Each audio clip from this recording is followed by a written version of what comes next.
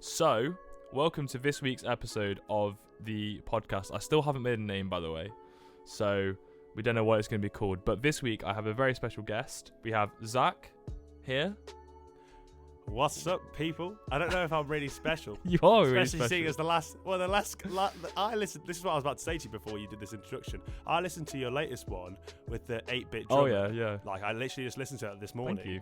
And I was thinking, yo, now I'm going to be on here. And I looked at his subs and that, and I was thinking, bro. Do you know what I mean? Like, you're going down. You're supposed to go upwards.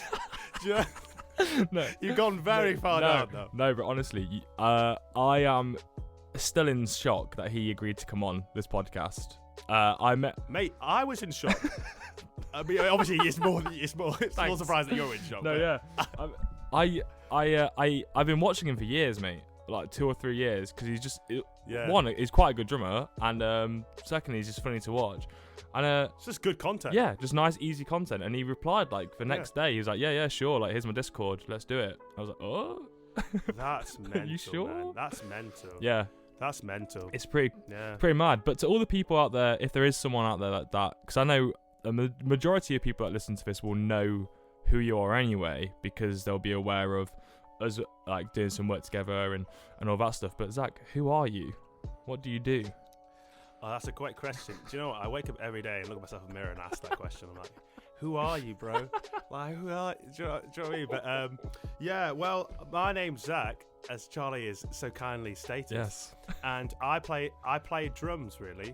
That's all I do now. That's very humble. And very humble way to say it. Well, I don't know what other way to say it, really, because that is what I do. Like, and it took me to be honest. Like, this is a very weird introduction to who I am, but to be honest, like, it took me a while to even say that. But anyway, I've been studying drums for a long time now. I've been playing since I was 14, and I'm now like 23. Yeah.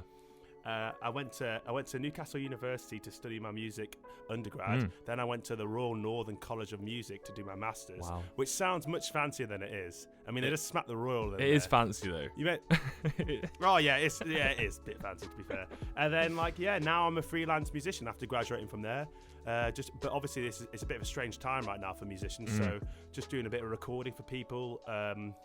And yeah, I've got a musical coming up at the end of this week, like I've said in my latest video as well. Yes, which they can find on YouTube.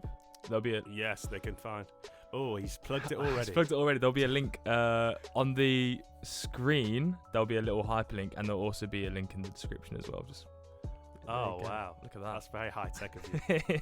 But yeah, no, that's basically all there is really about me. Like the basic stuff, I guess.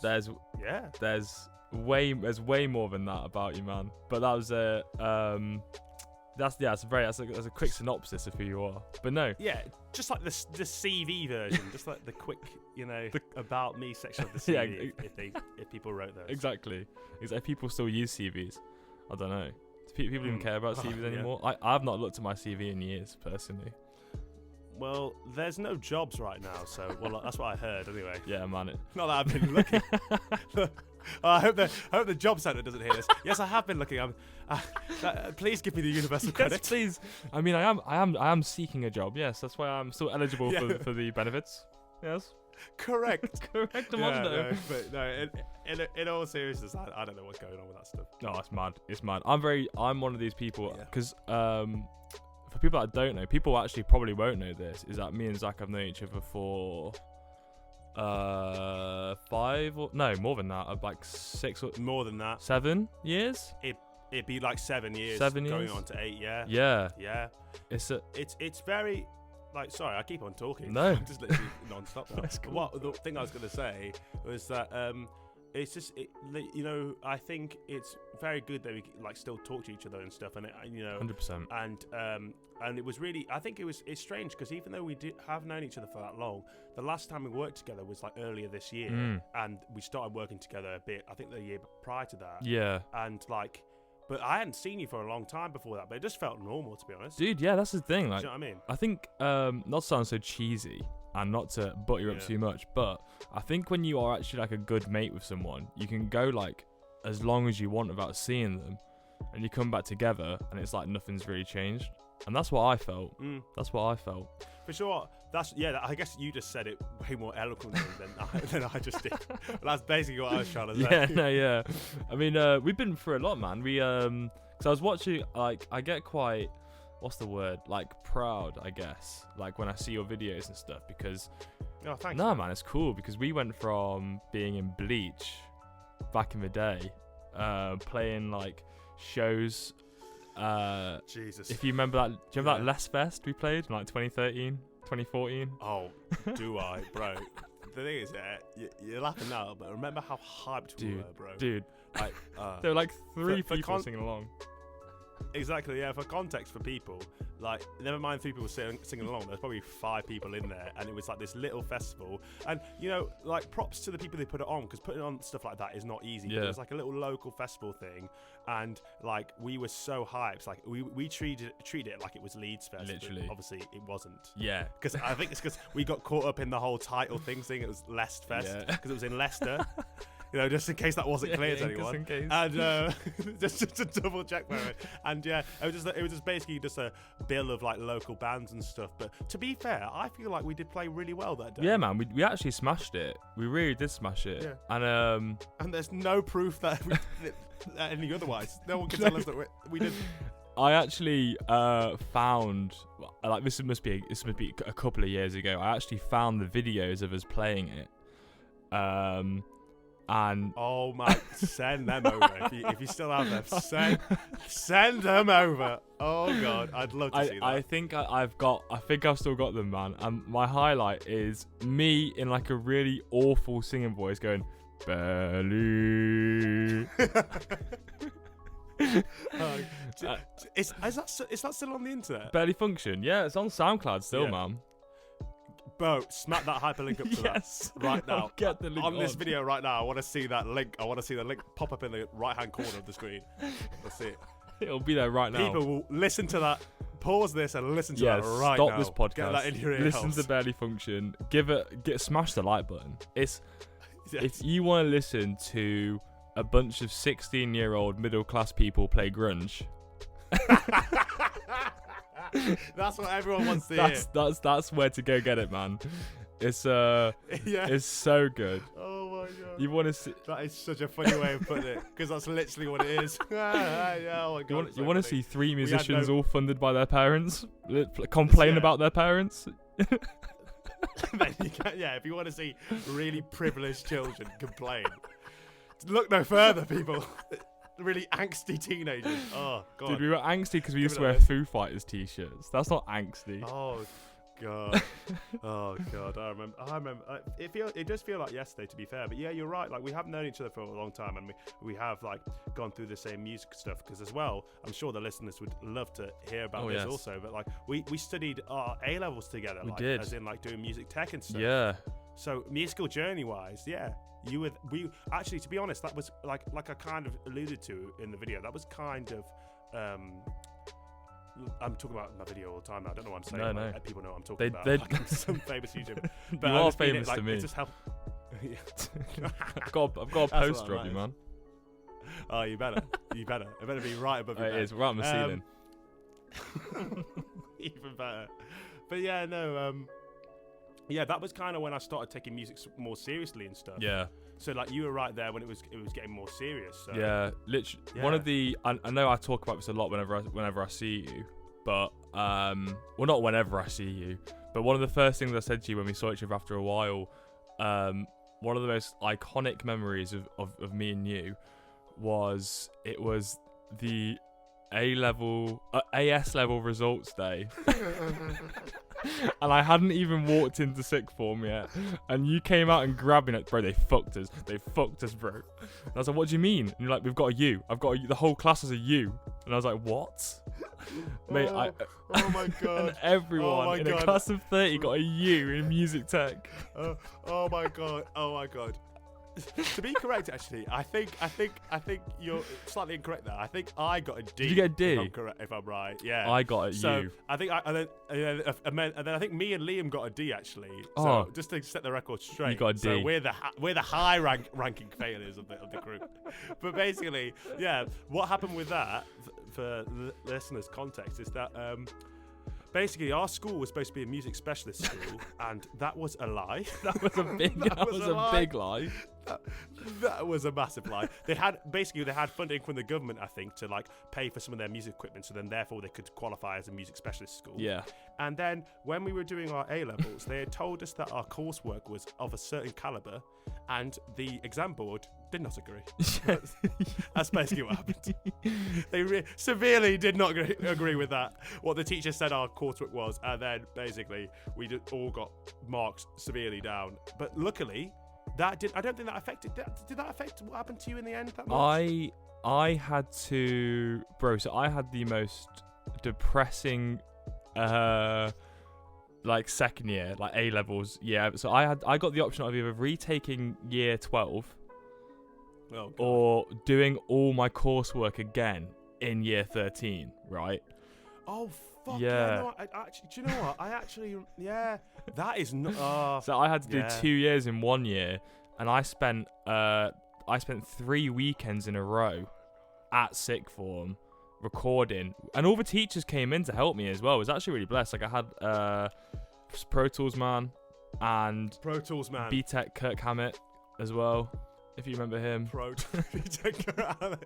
Yo, that's so funny. I know exactly what you're talking about. Yeah. But again, for the context, Pro Tools Man, if there's any way that he's listening, basically he was a guy who was like he was like an IT guy, like he would help with like just running the IT like of the whole school, but he understood Pro Tools. He was basically the only one in the whole school that understood like any kind of recording thing. Yeah. So then he'd always get shoehorned into like helping us, the like lowly music tech class, with like any kind of like troubleshooting problem. So he'd always be cooled down because the teachers had no idea. No. Well, not no idea. I don't want to be mean about them, but they did. There were some things that they just didn't know, and I think about him constantly. You know, dude. Like not in a weird way, but like I think because like you know when because you know like I'm using Logic right now. I just always think, yeah, Pro Tools Man would be able to help me with this. Mate, like, I'm not even joking. Honestly, like, what a man. What a man. Generally. I wish I knew what his name was, because people had another nickname for him which was really shit. Like it was like Shoey or something. Obviously not Shoey, but like just some random thing, like because one day he had like a big shoe or something, and it was just like a shit name. Like, no, that's Pro Tools Man. Like, shut up, dude. I remember getting really defensive about it. You leave him alone, man. You leave him alone. I actually know his name. I won't say it on here, but I have him on Facebook. Yeah. So I'll let you know. Oh my god, yo. Send me his. I'm adding him on Facebook. I'm gonna drop him a line like, "Yo, Pro Tools Man, I actually love you. You know, remember me. Look. Everything I've achieved is because of you, Pro Tools Man. I should have thanked him. I should have. He deserves all my props. I actually got him a thank you card. Mate, that is so kind. I should have so done something like that. I think I'm still friends with him. Maybe I'm not. Mate, if you're not, then you've really upset me. At one stage, I'm very excited about this. I was friends. I know his name, but I obviously don't want to say it on here. I don't want to call him out. Yeah. But I'll send you a message what his name is, and then if you can find him, you can find him. But no, what a legend, one night legend. But no, you know, giving it back a sec, when you said you don't want to be too mean to the teachers, I just want to unlock this memory in your brain when they were teaching us from a Pro Tools or Music Tech for Dummies book. I'm not even joking. They had a bright yellow, you know, those classic like generic topic for dummies with a guy like with like a finger in his like mouth. Literally had one of them, Music Tech for Dummies, that they were teaching us from. Oh, that is so funny. Yeah. I remember that. Yeah. You know that middle-aged woman who used to always wear sandals and what was her name? The one that was head of music for a bit, Miss Wallace. Was it Miss Wallace? You know, the one who was, I think, glasses, and she always used to like. She was rich, and she had short hair, and she didn't really get the banter. Yes, that one. The banter that we used to lay on thick all the time, obviously, because it's two big layered. Two big banter lads.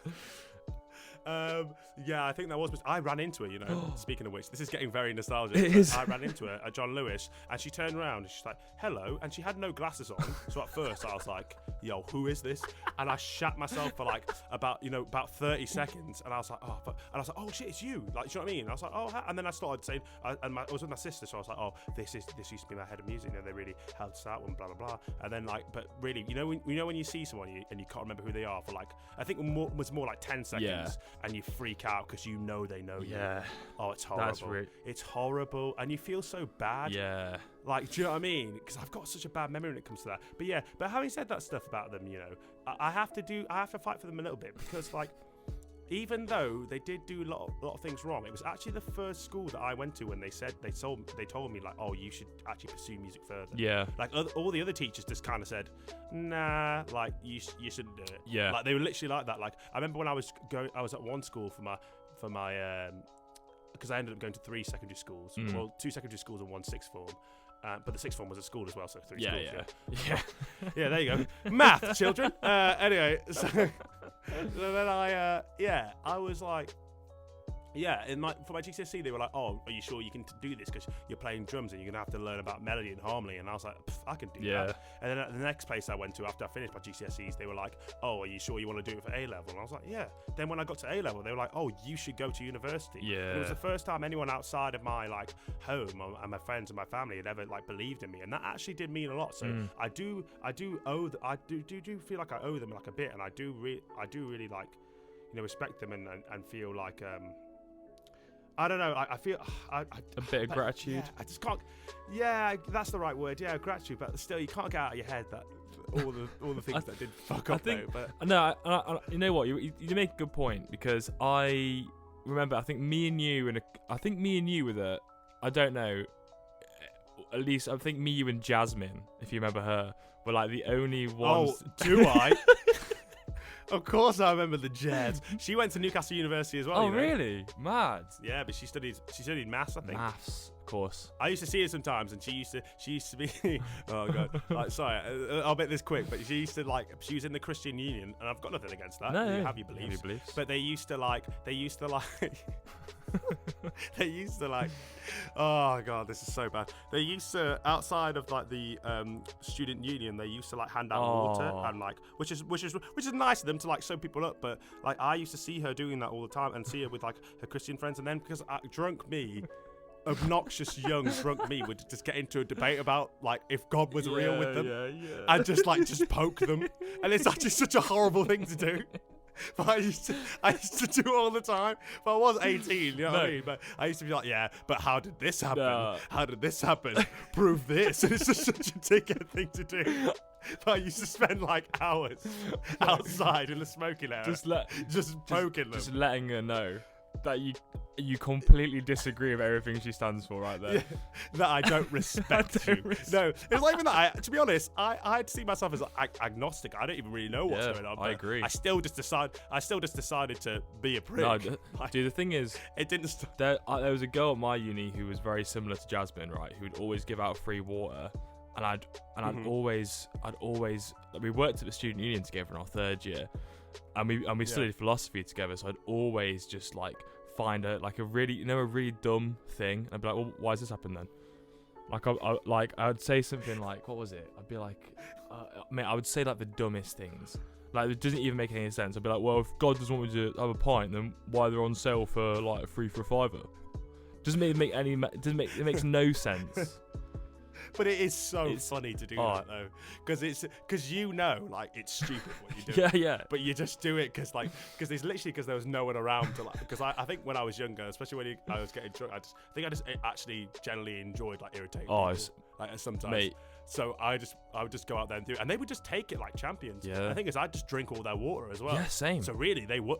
won. Yeah, and the thing is that they've still engaged your conversation. Like you're still thinking about God and stuff. So they mate, for sure. So only one person's taken the L, and it's us. Yeah, exactly. I was not the first time. Not for the first time, man. For many L's were taken in through sixth form. I remember that there's so many, like Minster. There were so many joke times, and also so many times I look back and I think, why?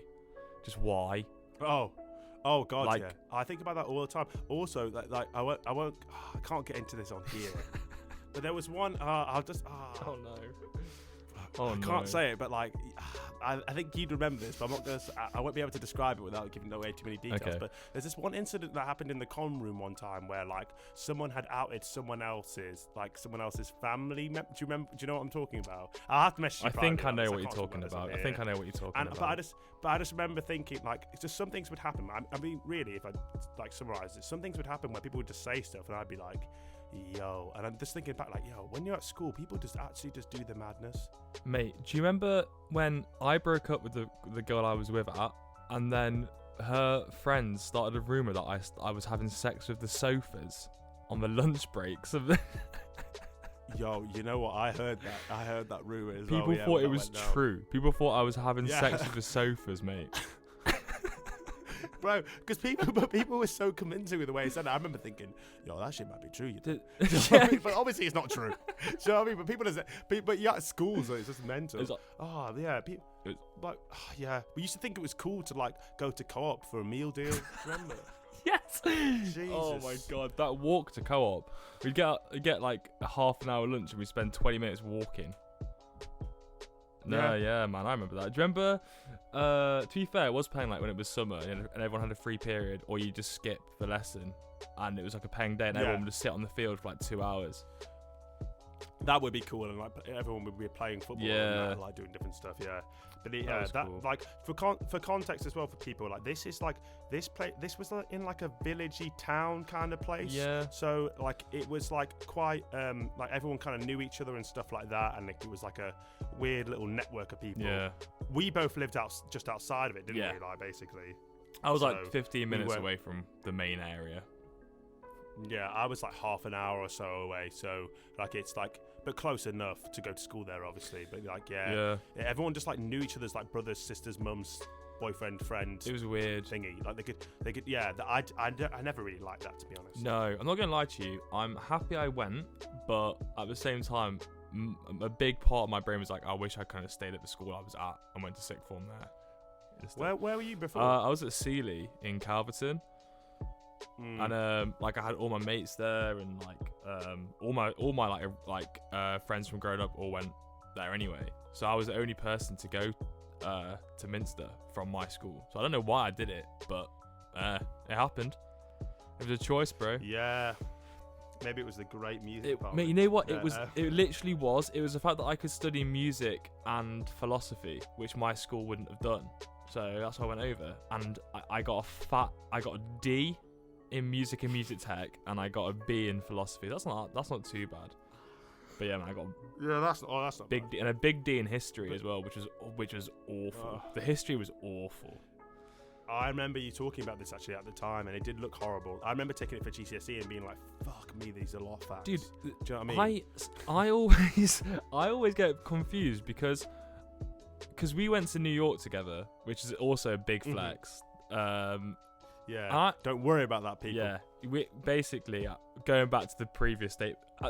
My parents paid for me to go to New York when I was 18, and we were still in a grunge band, complaining about how life's unfair to us. So you know. Yeah, it's cool. Money brings power. Money brings power, man. But so wait, so why? So if you didn't do history, how were you able to go on that trip? Charlie, that is an incredible question, and I can answer that very simply for you. Basically, what happened was, I was studying politics at the time. Oh yes. And because of funds, they were actually got. To be fair, actually talking about the money and stuff, it was actually mad cheap for what it was. Oh yeah, it was. I remember thinking It's like that a grand or something, I've right? been. I've been after with my family, and I'll tell you right now, it was much more than that. But because they were doing everything in bulk, they needed more people. Ergo, they brought politics in because it's the only really trip they could shoehorn in. Because they were like, "Oh, we'll take them to Washington D.C. as well, and that will basically be like, you know, politics." Even though we weren't doing any kind of American politics whatsoever. Or history. That's what happened. The only historical thing we did was we stopped off at like that field that I don't remember the name of, where the war started or something. Yep. I remember that too, and I don't remember what that was about. But what I do remember with I really remember is this pure fact, and you will too, is that when we were in Washington D.C., arguably Not a super dangerous state or dangerous No, place. Yeah. no. Not dangerous. No. But we weren't allowed to leave like the teacher's side. Yeah. We weren't allowed to go anywhere without teacher permission. But in New York, they were like, run free. Yeah. Explain that to me. Explain that to me, because that is so much more dangerous. In Washington, they were like, oh no, you can't go anywhere. You can't leave the hotel. You can't do this. You can't do that. But in New York, they were like, oh yeah, go do what you want. Yeah. Like, it was just so stupid. Yeah. It was just that's so a great stupid. point, actually. I never thought Like, of that. We literally just roamed the streets of, like, when we were like 17, 18 year olds, just roaming around, which obviously is old enough to like defend yourself and all that shit. Well, What is maybe it? not defend yourself against a group of attackers, but like enough to like not go into someone's van or like do something stupid. Do you know what I mean? Yeah. But like, why wouldn't they just let us do that in Washington? Like, that's always been on my mind. Yeah, that's a great point, man. And like, I remember in Washington, the only sketchy thing was we went to like Mackey's at like midnight. Yeah. Because they let us do that. That was the only place they let us go. And that was across the hotel, for context, from where we were staying. Literally across the road. But indeed, literally like a 1 minute walk. in New York, we got approached. Like, people were offering to like go into like alcohol get for us and like sell us drugs and stuff, and just the normal kind of shit you get when you're in a city, Yeah. even if you got which you would get here. But like, it was a bit weirder because I remember around there they kept on being like trying to sell CDs to us, like rap CDs, and be like, "What, you don't like black people?" And I was like, "What the? What do you mean I don't like black people? You fucking idiot!" Like, you know what I mean? Look at me, like. Yeah, it was weird. Didn't someone? I swear someone bought one of them as well. Yeah, I think that's just intimidation. I don't know if it was Harry Hobbs, but I think someone bought like a signed. Did you buy one? I don't know. Someone bought one.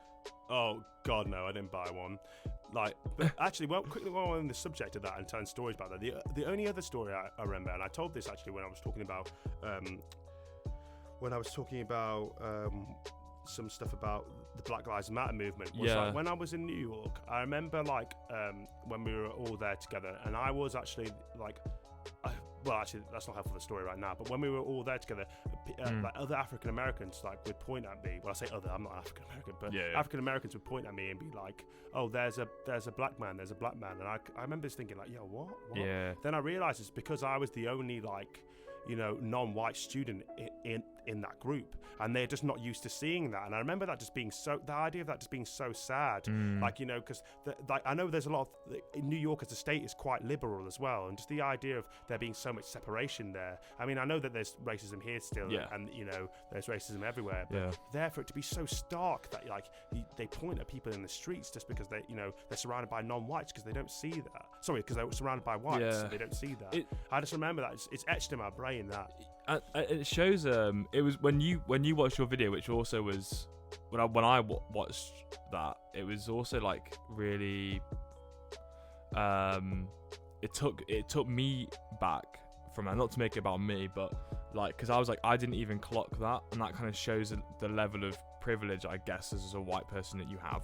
You know what I mean? Like you don't for sure. And it was one where I definitely had to look and be like.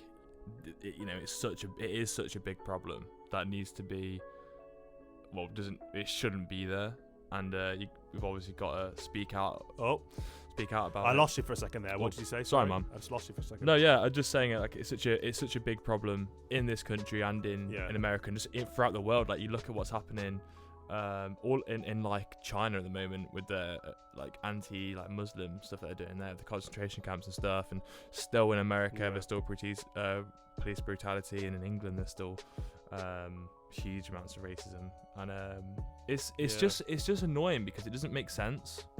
You know what I mean? Like it's a really strange thing, but I think since the beginning of time, we've always been separated into our tribes and always just had some type of hatred. And it's a shame that the same kind of hatred can just go on for so long. I mean, racism is just it's a very, very strange animal. Yeah. But it is a taught behavior. 100%.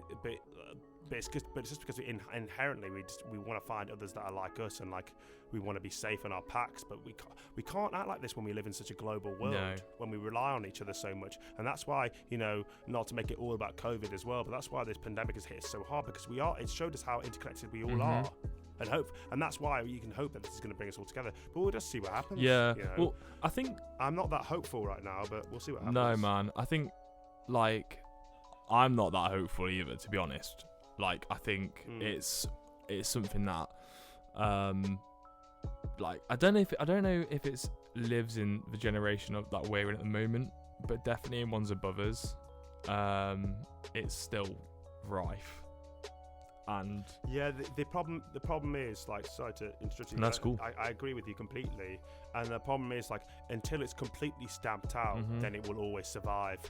You know, like until it's gone. Just like misogyny as well. You know, I don't like to compare them too much because obviously they're completely different. You know, things, and they're treated completely differently as well. But it will always exist if there's a hint of it somewhere. You know, and I think so that's why it needs to be just destroyed. It literally needs to be just destroyed. I listened to I had a speak at work session with Akala. Is that how you say his name? The rapper and poet, and was, first of all, such a nice guy and a really, really clever dude as well.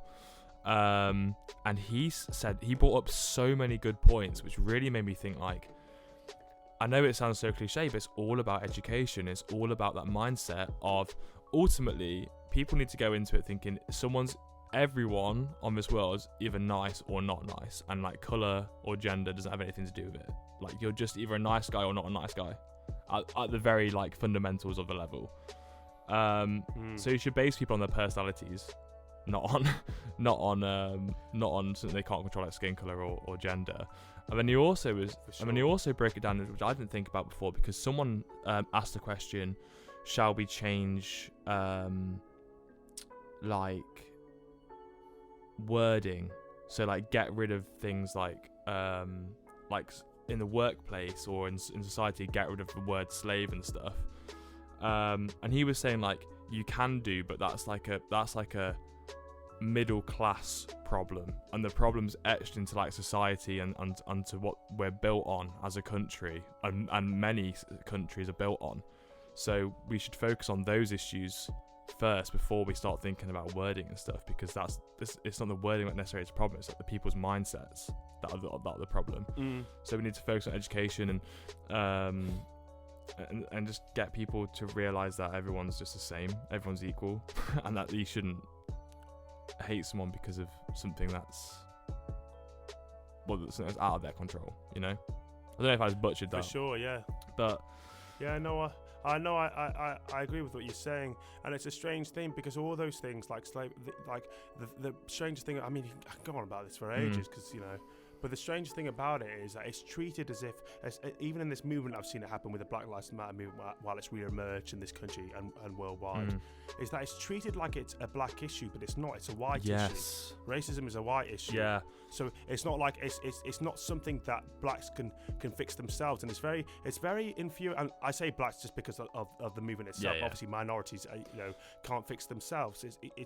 It's a white issue, therefore it has to be fixed by whites, and it's very frustrating that fact I find a lot of the time, because I think a lot of us would just like to be able to save ourselves, but if the mainstream is ran by whites and most things is done by whites and the terminology has been created by whites are the only ones that can change that. That's not really something we can do. We can talk about our experiences and how we feel about things and how things we think things should be done, but ultimately what happens when we're not there? Because we are called the minority for a reason, because we're not always around. You know, we don't make up most of the population. That's just how it is. And when we're not there, what are they saying? You know, and that's where it lives. It doesn't live around you a lot of the time. You know, I've been called the N-word to my face many times in my life, but I'm sure I've been called it behind my back much more. And that's where it lives. It lives in the corners. Yeah, man. And that's where it needs, like little rats. In little holes, racist hiding. Rats, bro. Little racist rats. But the thing is, man, like, you put a very, very powerful video on your story of a talk show host. I forgot his name, and he was like, there's only a history of one side being violent to the other, and like, it's things like that which you don't necessarily think about when you're white. You know what I mean? So which we should do. So when you get told something like that, it's very good to get that check and be like, actually, you make a very, very fucking good point, and that For sure, and people are afraid when race comes up as if it's as if it's an attack on them, but it's not. It's just a fact. It's like when people get defensive about people saying stuff about misogyny and stuff, because it's not an attack on men in general. It's just the fact that men have done that, and then it's just something you got to accept. Yeah. I accept all the time that it's better to. Honestly, I do think it's better to be a guy than a woman. I'd hate that, but I guess women probably wouldn't want to be a guy either, because you obviously only know to be able to deal with what you're able to deal with, if you know what I mean. Yeah.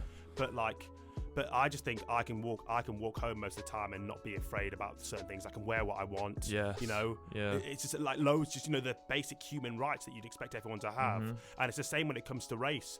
It's a really difficult issue. There's just so many strands to it. Yeah. Like you could sit here and think about it all for ages. Yeah. I think it's just got it's got to come from, if it's not going to be taught in the education system as the truth, you know what I mean? Because I think it's been very whitewashed, and I think the majority of the Europe and America has been whitewashed as well. So obviously not obviously, but it's unfortunately that you're going to only hear it from the white side of thing, which is very, very wrong. But I think in these kind of topics, if you want to really make a difference and say you are white, you need to go out of your way to attend these talks, or to read up on it, or listen to videos, or just talk to people who've experienced it firsthand so you can stop it, and then you can go to your friendship group and you can tell them, and then at least in your friendship group it's not a problem anymore, and it grows and grows and grows and grows, and if everyone did that, then it wouldn't be a thing anymore. And it's about actively calling out people. If you hear someone say something a bit edgy, just call them out and say, look, you can't say that anymore. Well, you can't say it at all, but you definitely can't say it anymore, Yeah, for sure. I completely agree with you. It's just like when I've said this before, it's just like when the Me Too movement came out, and I listened to the girls, I'll say women as well, but some of them were just girls at the time when it was coming out. I listened to what they had to say, and I was baffled at first, with some things, because it wasn't in the media as much as it is now. We weren't as liberal, 5, 6, 7, 8 years ago. And listening to those experiences really changed things. So I completely agree with you. And the one thing I'll say on this, that maybe just to summarise it, because again, I've been this for ages. We should talk about some music stuff before my girlfriend comes and kicks me out of here. But is that representation is what's really key. I think education is important too, but seeing people in jobs and in roles that look like you is so important. Yeah. I mean, people don't even understand that, and I think what might segue us nicely onto the whole music thing is that drumming wise, there are a lot of black players. There are a lot of black drummers in history, in the jazz history, like Elvin Jones, Tony Williams, Art Blakey. I could go on for ages about the different jazz drummers. More modern times, Thomas Pritchard, Aaron Spears. I'm having lessons from this guy called Jonathan Barber, who's a new jazz player. Chris Coleman, I've been having lessons with him. Chris, I love you, Chris. You're probably not listening to this, but I love you, because you're too busy recording all the time. And seeing all them being able to do it made me feel like I could. Yeah. And also after seeing Chadwick Boseman play Black Panther as well, I can't even describe how much of an effect that had on me when I was in the cinema. Yeah. When I was like a young man then, and I'm still a young man now, but I was a young man then too. Yeah. And seeing that I was as gassed as when I was a kid watching Spider-Man. Yeah, man. Pretending to be Spider-Man out there. But when I could pretend, if I was a kid, I could actually pretend to be Black Panther and feel like I could be. Because he looked a bit more like me, had the same kind of hair as like me. Even though I'm mixed race, he had the same hair as me. And when he died, I actually shed a tear, man. And I don't feel embarrassed to say that, because it made me. I found it really sad. And to hear that he was tackling all of that while he was giving us that kind of representation and doing that for people, I just think he's an amazing person. And I'll always remember that effect that he had on me, even when it was in my older years. Yeah. So no, man, all that stuff is important. It's a great point, and it's incredible what he was doing. And I think as well, as a person, he's a very, very sound guy, and very good for getting that more diversity as well. And I think that it's one of the things I wanted obviously I know we're limited on time, but it's one of those things as well where you don't think about it just being in my position, being as a white man. First of all the points said about the Me Too movement, you don't think about that stuff being a guy, and also being white. Growing up as a kid, you got Batman, you got Spider-Man, you got Superman, you got pretty much every superhero is white, so you can just pretend to be any of them. You don't have that kind of thought of it, and it is just so good for generations now to have that to have those important figures that they can look at and relate to, and motivate you. And conversely, when I was growing up, you know, or at the same time, all we had when it came to blacks was just people that were dead or died for the cause. Yeah. That's all you were reminded. Like Martin Luther King, you know, Nelson Mandela died later on, but like he was the one for the cause, you know what I mean? But people who had actually had done so much, and those are the only ones that were spoken about. Yeah. You know what I mean? Yeah. But whereas other people were praised left, right, and centre for just not really doing that much. You know what I mean? And like Malcolm X, people that died like that. You know, all civil rights people. But where were just like normal black people doing stuff? Like you didn't really see it that much. Yeah. But anyway, that's enough of that. We solved it. We fixed it. Man. Go on, yeah. Just like that. It's done it. We've done just like that. We've done it. It's fixed. I think no, you man. It's, and you know what as well. It's so nice to be able to talk openly about it, and because I think this is half the problem. Is one of the last things. Half the problem is when people get scared to talk. Oh. Well, I think you were just saying. Oh shit. It was important to talk about this stuff. That's what you were saying. Yeah, exactly. It's important to talk about this stuff because when people think that they can't talk about it or won't talk about it, it's never going to be addressed. So if everyone just has these conversations with their mates as well, then eventually, you know, small changes and all that, like a small ripple effect, eventually it will lead on and on, and hopefully, will, you know, as when we become the older generation, it'll kind of fizzle out. Hopefully, I hope so.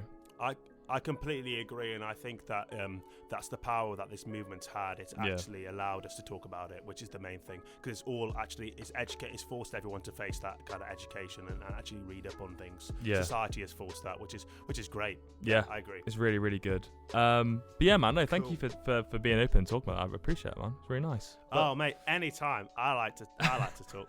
Yeah, same, mate. Talking's what we do best. But bro, this is such a good idea. I'm gonna tell you right now, for everyone that's still listening, I hope they should be. I'm having a great time. Thanks, man. You're welcome. This has been very fun. Also, it's really nice to hear your voice really nicely in my ears. Yeah. Do you know what I mean? You like that? A nice mic and that. Yeah, I do like that. Read me a story, please. No. So this has been great. No. So have you got any music questions and stuff? Or? Dude, yeah. So I slip in this question to every guest so far. I'll probably try to. On a tangent, if you want to come on again, I'd love to have you on again, man. So. Mate, for sure. I mean, I've got a fair few minutes left now, like 20 minutes or so. So I'm sure we can cover stuff. But yeah, for sure, I'd love to come on again. Yeah, perfect. Well, I'll drop you a message after this, and we'll get something sorted. And I'll also drop you the name of the Pro Tools man. But the question is, yeah, I do. The penultimate question, the second to last one. I think that's what that means. I don't really know. Is you can make a band of 5 musicians that you would want to play with. So this can either be like 5 vocalists, 5 drummers, whatever, or you can do it from the way that I normally do it, which is like I put myself on bass and then I build the band around me. Who would you have in your band and why? Oh God, that's really difficult. It is. I'll put me on there just because obviously I want to play, and then it depends what kind of because I'm selfish. But it depends what kind of configuration it would be, like what kind of because I play in quite not to brag, but I play in quite a lot of different kind of situations, different genres and shit. Yeah. It's super hard. Like no real basis. Like one bassist I'd like to. No one's really coming to. One bassist I'd like to play with is John Patitucci, who does like a lot of like the jazz fusion stuff. Just because I just wonder what that'd be like to be in the same room as him, because he plays double bass as well. Ooh. And like Dave Holland's a great double bassist, and electric. I don't think he does electric actually. He does double bass, but he's a great double bass player.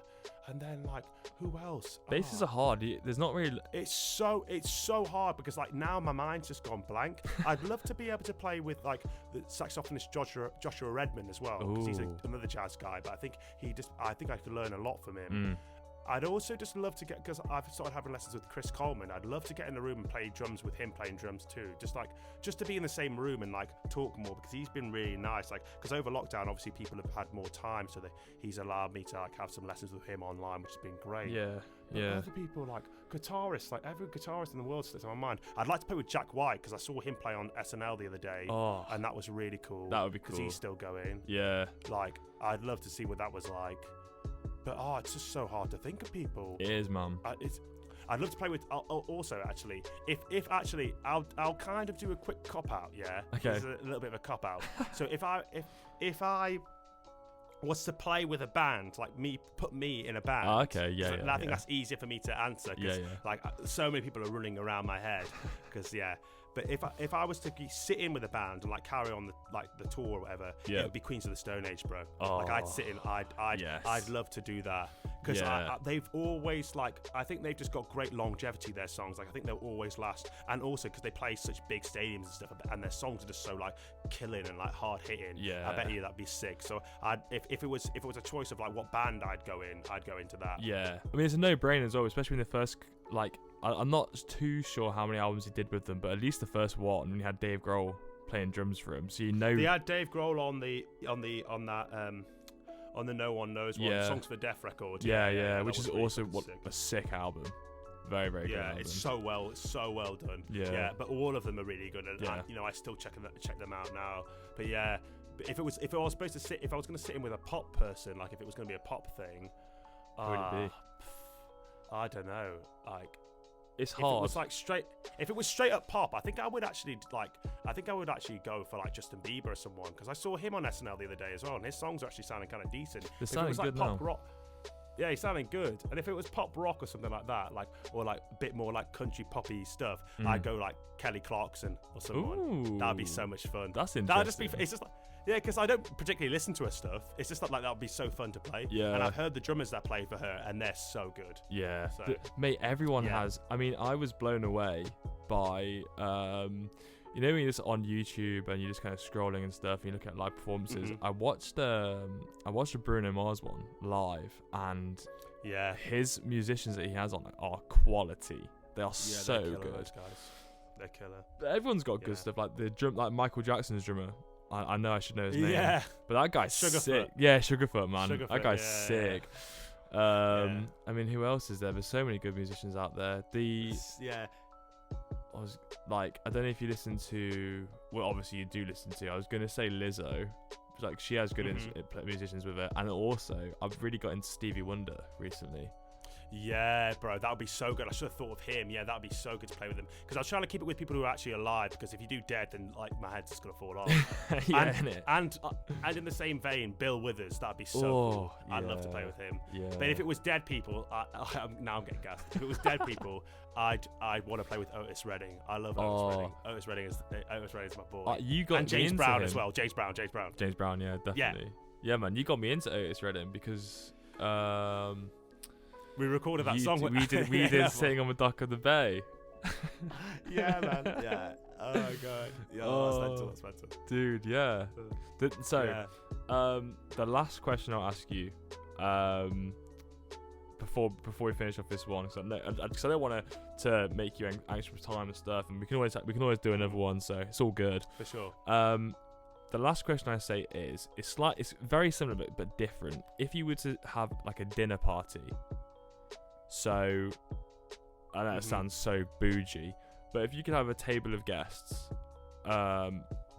who would you have around, like, to sit with? I've thought about this question before, so like I kind of have like two answers straight off the bat. Ooh. The first one, 100%, would be Dave Chappelle. Yeah, 100% would be Dave Chappelle. Yeah, I love Dave Chappelle. I think he's so funny, and also the way he speaks about the African American experience and just minorities in general, I think is just so incredible. Yeah. So I'd have him. I'd have Obama as well, because I have to. Like, I don't know. I feel like I have to. Obama has to be there, and I'll try and keep it people who are alive still. But yeah, those two for sure. So that'd be a sick party anyway. Just them two. Yeah, that already. Yeah, I would just listen the whole time. It'd be amazing. Like.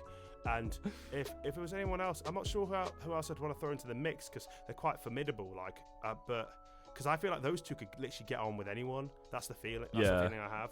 But In it. I think I'd Jack actually Black. have to pick a drummer as Jack Black. Yeah, that would be so weird. That would be so weird. No, I couldn't do that.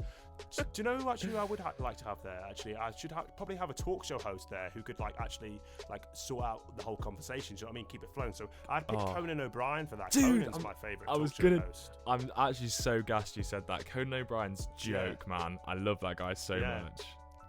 He's Yeah. the boy, bro. He's actually so funny. And also, what I love about it, if you watch him, on his, when he's doing stuff, his remote sessions when he goes and visits somewhere, Yeah, it's yeah. really not awkward because, you can hear the laughing. But I always like to imagine it where there's, no laughing in the background. And he's just doing that to a camera, and the other person's just standing there yo, this guy's a fucking weirdo. Do you know what I mean? And that's what I love about it. He just really commits. Yeah, man. I think that's incredible. So I'd definitely have him there. And then I'd have some drummer of some sort, but I'd have to really think about which one I'd want there. Yeah. But yeah.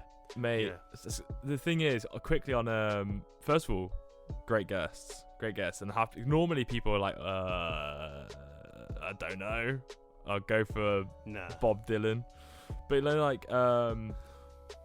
Conan O'Brien, do you know he used to write for The Simpsons? I know. That's mad. And he went to Harvard and stuff. That's how clever he is, though. That's the thing. I think that job. You look at it when you're watching people interview people, and you think, can't be too bad. It can't be too hard.